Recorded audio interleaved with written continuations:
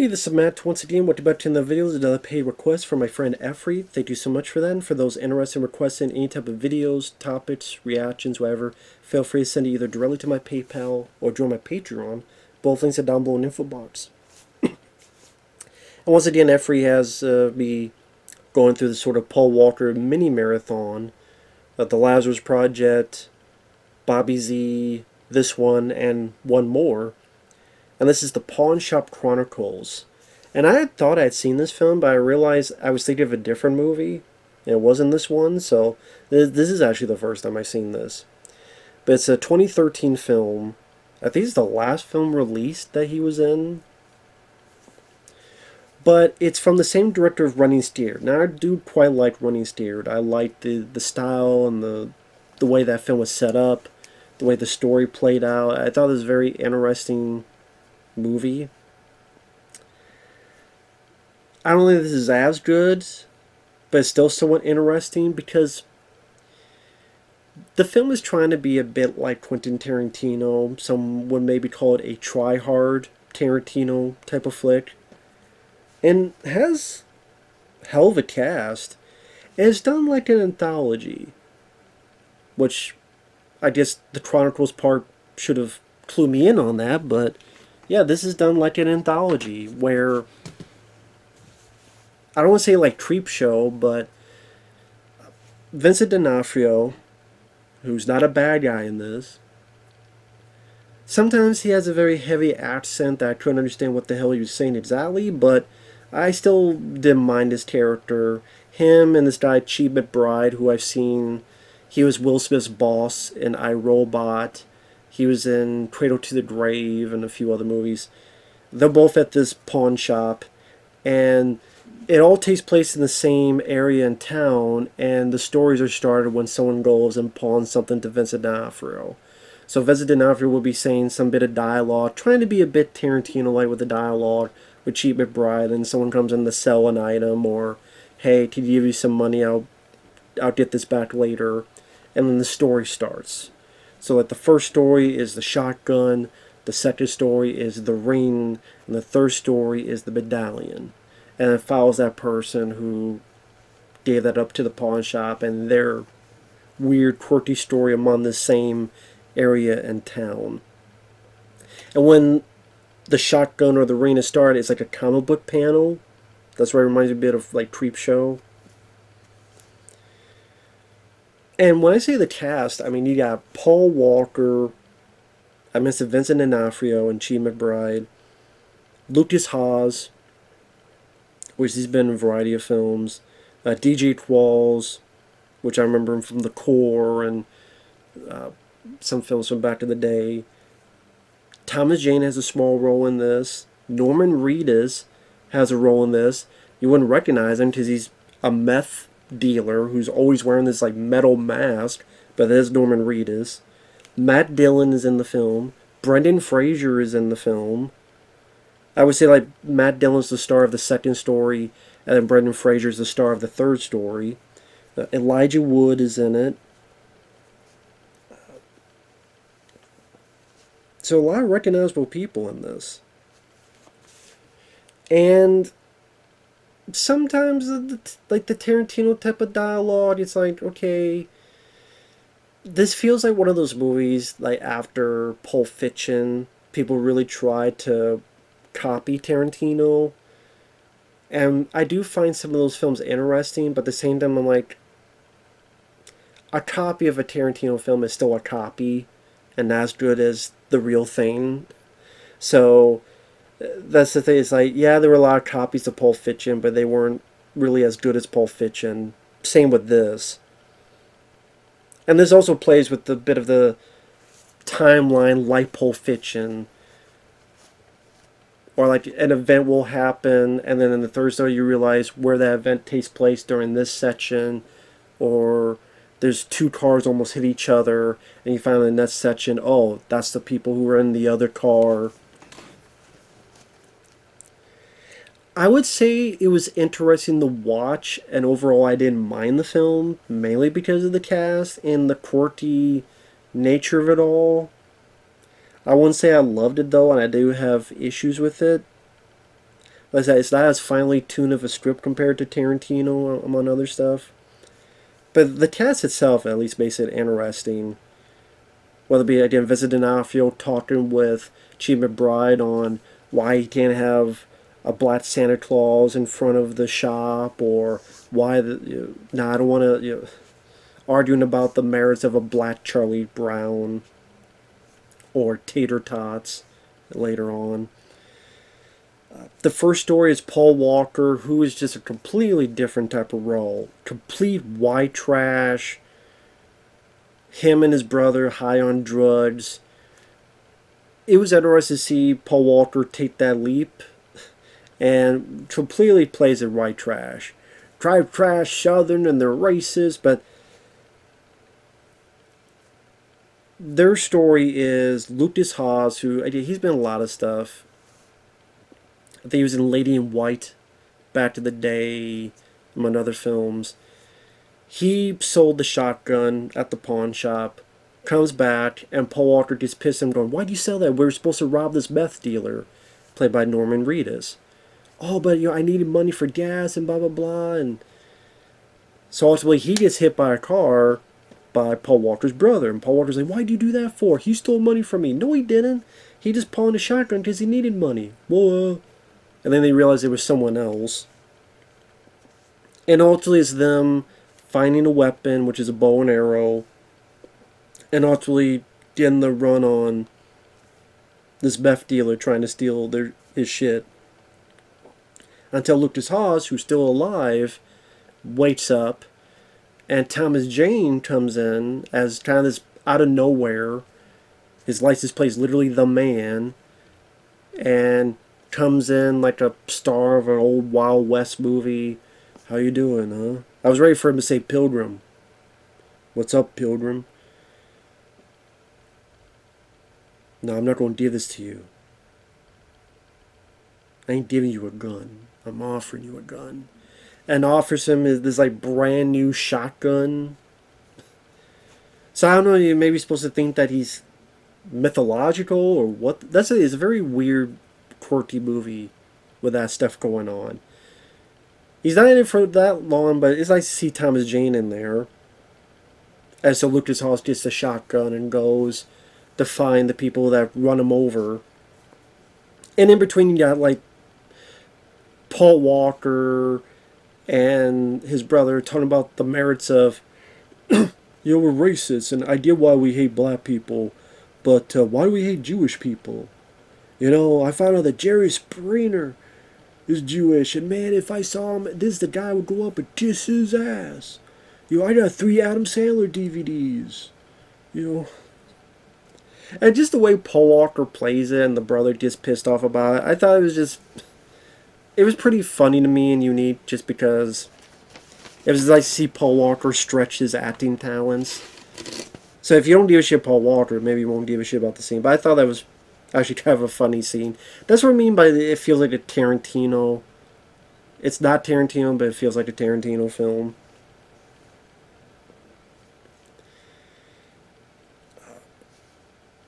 And there's some pretty interesting camera work. Like when they go into the meth dealer's place.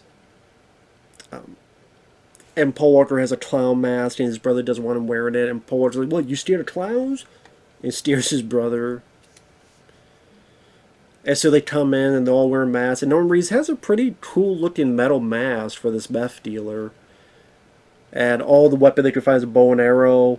And Paul Walker's getting tired and he turns and actually shoots it and hits his brother.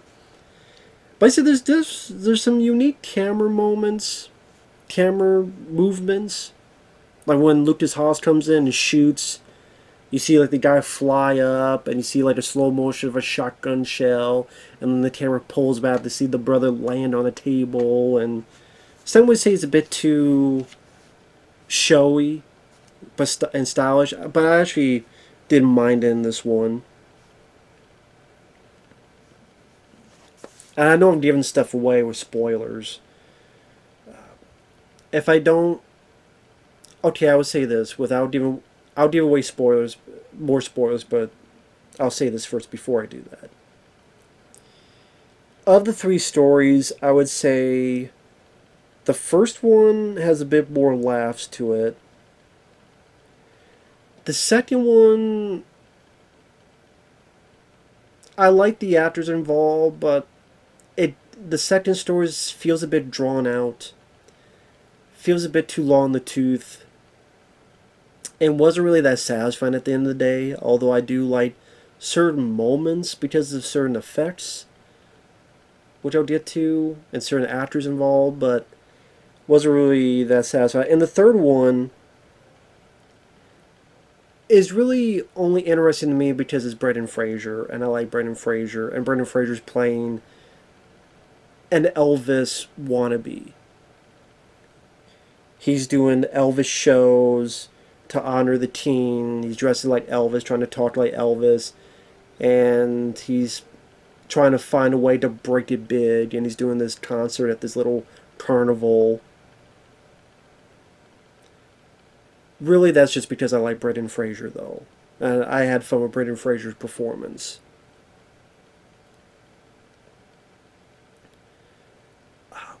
But other than that, there's not a whole lot happening in the third one, other than his performance. So that's what I mean. The first one seems like it has the most happen in terms of action and humor. And like I said, the second one feels a bit drawn out and feels like I should have ended it sooner. And again, the way the story ended up, I wasn't really a fan of it, which I'll get to. Actually, I'll get to it now. So the first story ends with there's a shootout and the whole place blows up and everybody dies. So if you're going in this for Paul Walker, I know he was number one on the call sheet. After that, which is what, 30 minutes in or so, he's not in the film anymore. Because him and everybody there are dead. Because then we go into our second story. And there's a part of me that kind of wishes this was an anthology, so that we could see a lot more interaction. Like, it would have been great to see if this was all part of some grand story with all these crazy characters are intermixed.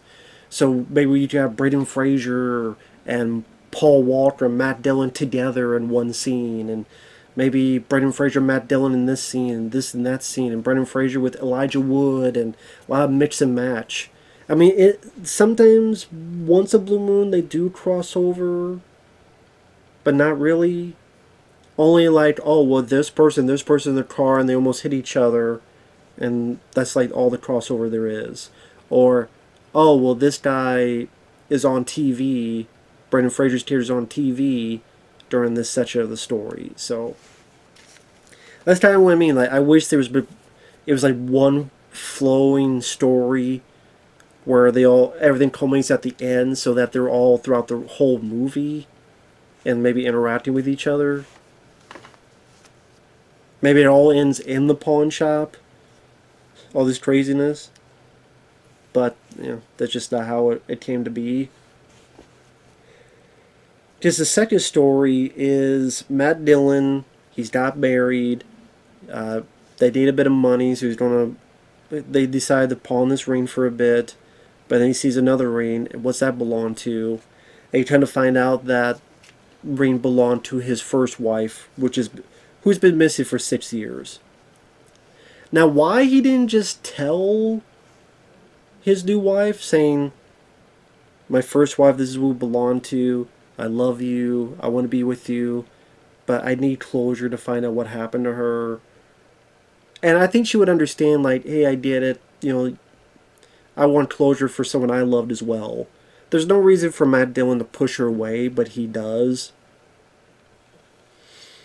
And maybe it was a case to keep her safe, I don't know. And I like Matt Dillon. I like him as an actor. I've seen other movies with him in it. But I liked him in, what was that weird movie? The House That Jack Built? But in this one, I don't think he gave that good of a performance. I don't know what it is. Something about the flow of his acting and his dialect, I felt a bit more forced, like his role in There's Something About Mary. Something about it didn't feel natural. I don't know what it is. Maybe it's just me, but something about it felt off. So he goes to find this ring. He finds one guy, DJ Qualls, who he starred in that film The New Guy from way, way back to the day, and he was big parts in other movies. Threatens him, burns his face a bit. The guy's working in a kitchen. Then finds another guy. They have a fight. He's able to get some info, and then finds the guy he's looking for, which is played by Elijah Wood. Threatens the guy, even knocks him out, ties him up with these fish hooks, which I did like the effects of that scene. It's a pretty, like, that scene you see every day. You know, Matt Dillon having Elijah Wood in a saw-like thing where these fish hooks are attached to his lips here and here, spreading them out. I'm like, ew.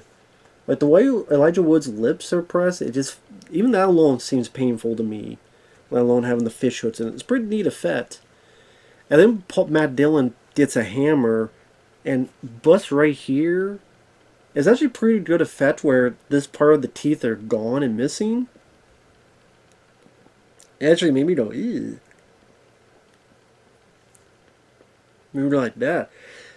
Maybe that's just a me thing where when someone fucks with someone's teeth, I'm like, it just, I don't know, it's one of those weird things. You see a person get their head cut off in a movie, of course, and it's okay, it was a dummy they used. But if someone, like, ripped off a fingernail, I'd be like, eee.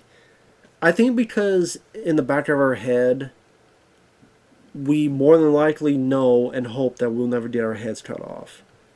But would you see ourselves work on something and a fingernail gets scraped off, or you fall and then bust your teeth? It's almost like you feel it because you just see that stuff actually happening to you in your day-to-day life. I don't know. So I did. That scene was like, ew. So that was an effective scene. And they tried to find out that Elijah Wood has all these women in these cages, even including one that's like a pyramid of cages. And one of them is his wife, who is now almost feral and loves her captor. And Matt Dillon tries to get her out, and he goes back in, and it sounds like he kills Elijah Wood with like all this pounding and screaming. But then you see Elijah Wood later, and he's got like just a couple bruises. I'm sitting there going, what the fuck? Then what happened in the house? Because at the very end, he does show up, and he gets his women back after they've been let loose. Because Matt Dillon lets the ladies loose, but then Elijah Wood gets them all back. But it's like, he just has like a couple bruises, but it's like, so what the hell did Matt Dillon do in the house that we heard all this shit about?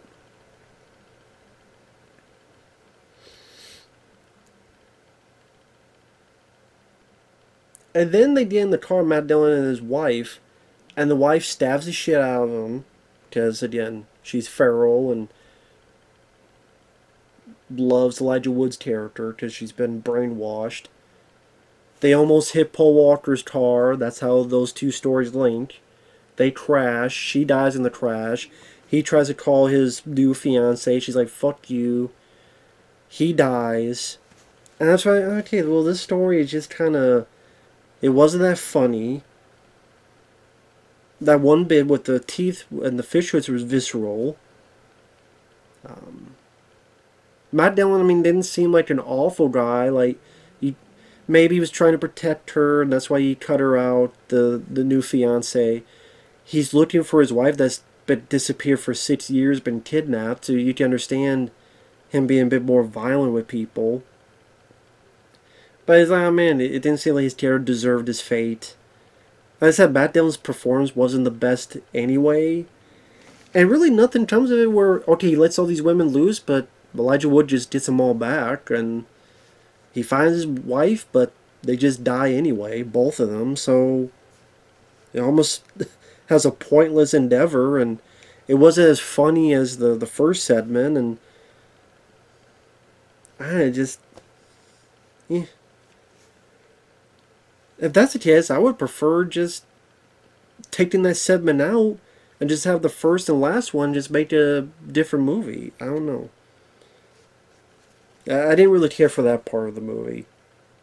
And the third part is just Brendan Fraser has his girlfriend, but she says, "You're a loser. We're not going anywhere. You have no money." He gives his medallion to get some money at the pawn shop. There's a bit of an argument where he goes to one barber, but he's cutting too much hair and he needs it for his Elvis show. Then he goes to another barber, but then people get pissed on, "Wait a minute, you're that barber. You can't go into here. What are you talking about? Yeah, you have to choose your barber. You made your choice. I'm not playing second fiddle. I'm not."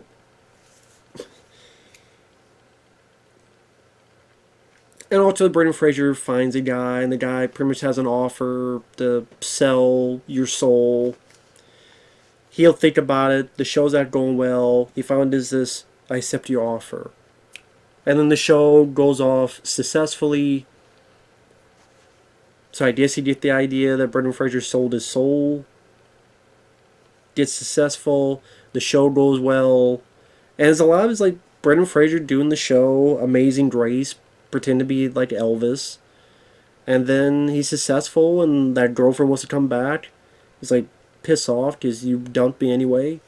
And then that girl goes off with Elijah Wood. And all these naked chicks that came in that someone put clothes on, but then Elijah Wood comes in and just takes all his women back. And then it ends with the Vincent D'Onofrio. Throughout the film, it cuts in between him and Chi McBride talking. And Vincent D'Onofrio talking about how this guy cut him off, so he gave him the middle finger, but then the guy's been chasing him, trying to kill him 8 times. The guy finally does come into the shop at the end of the night. And it's a little person who tries to fight Vincent D'Onofrio, but someone helps him out, and that's DJ Qualls. So Vincent D'Onofrio gets a shotgun. He's calmed down. He's like, "Get the hell out of here." And then he closes shop for the night and walks off. So it's a movie that was at time it was interesting. It did feel a bit unique compared to a lot of other films I've seen recently. It has an interesting cast. Paul Walker being very out of character. Like I said, let's see Vincent D'Onofrio, and it's still nice to see Matt Dillon, Brendan Fraser. But the Brendan Fraser story didn't feel like it had a lot of meat around it. A meat around his bones. It felt kind of a thin story. Other than liking, Brendan Fraser. Again, just wasn't a lot of meat to that story. The Matt Dillon story felt like it went a bit too long. It wasn't really that funny or clever or exciting. And the first one, I actually wish that was a bit longer of a story. Because I would say of the 3, that would be the best one was the first one. But then everyone dies, so it would have been nice to see those characters throughout the film more. So, I didn't mind the film. It's very Tarantino-like. It's worth one watch if you like the cast. And if you like the director Wayne Kramer, who again had done Running Scared. I think he also did the Harrison Ford film that I wasn't really a fan of, called Crossing Over, with him and Ray Liotta. That was a film that was trying to be like that movie Traffic with Michael Douglas, but like a less and less successful version of it. Yeah. It was watchable.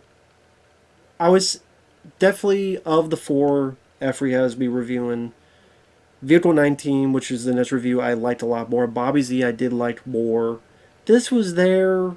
Again, I think it's worth a watch, but if you don't like it, I don't blame you. And if you do like it, I don't blame you either. Like I said, overall, I didn't mind it, but I would never see it again. I wish Thomas Jane was in the film more. I wish, the stuff I'd be repeating that I already said. So, it is what it is. With that said, thanks for watching. Take care, and we'll see you later. Bye-bye.